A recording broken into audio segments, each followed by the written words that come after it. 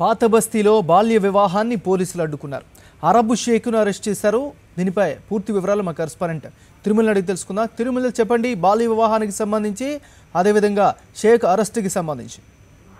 నాగరాజు, గత కొంతకాలంగా తెలంగాణ రాష్ట్ర ప్రభుత్వం పాత బస్తీపై ప్రత్యేక శ్రద్ధ వహించిందని కూడా చెప్పుకోవచ్చు. అందులో భాగంగా సౌత్ జోన్ పోలీసులు గత కొన్ని రోజులుగా పాత బస్తీలో అర్ధరాత్రులు బయట తిరుగుతున్నటువంటి యువకులను అదుపులో తీసుకోవడం, కౌన్సిలింగ్ చేయడం, అదేవిధంగా గత కొన్ని ఏళ్లుగా హైదరాబాద్ కే ఒక మచ్చగా మారినటువంటి అరబ్ షేక్ల వివాహాలను అడ్డుకునేందుకు కూడా సౌత్ జోన్ పోలీసులు పూర్తి స్థాయిలో కృషి చేస్తున్నారు అన్నదానికి నిన్న జరిగిన సంఘటనే నిదర్శనం కూడా చెప్పుకోవచ్చు.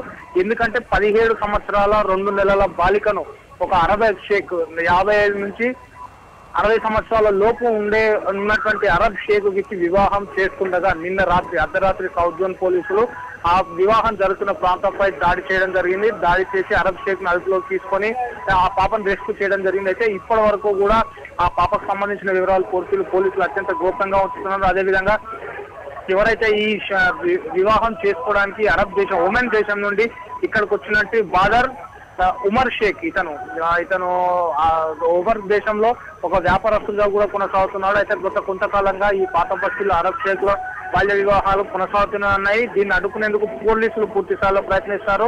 అందులో భాగంగానే నిన్న ఈ బాలికను కాపాడడం కూడా మనం చెప్పుకోవచ్చు. దానికి ముందు రోజు ఏదైతే 2 రోజులు కరెక్ట్ గా నిన్న సంఘటన జరిగిన 2 రోజుల ముందు కూడా ఆ పాత బస్తీలో మగ్గుతున్నటువంటి 68 మంది బాల కార్మికులకు కూడా విముక్తి కల్పించినటువంటి సౌత్ జోన్ పోలీసులు తాజాగా సౌత్ జోన్ డీసీపీ సత్యనారాయణ ఆధ్వర్యంలో నిన్న అర్ధరాత్రి సమయంలో 17 సంవత్సరాల 2 నెలల బాలికతో జరుగుతున్నటువంటి అరబ్ షేక్ తో జరుగుతున్నటువంటి వివాహాన్ని కూడా అడ్డుకొని వాళ్ళు ఆ పాపను రెస్క్యూ చేయడం జరిగింది. Nagaraju, okay, thank you Tirumala updates అందించినందుకు.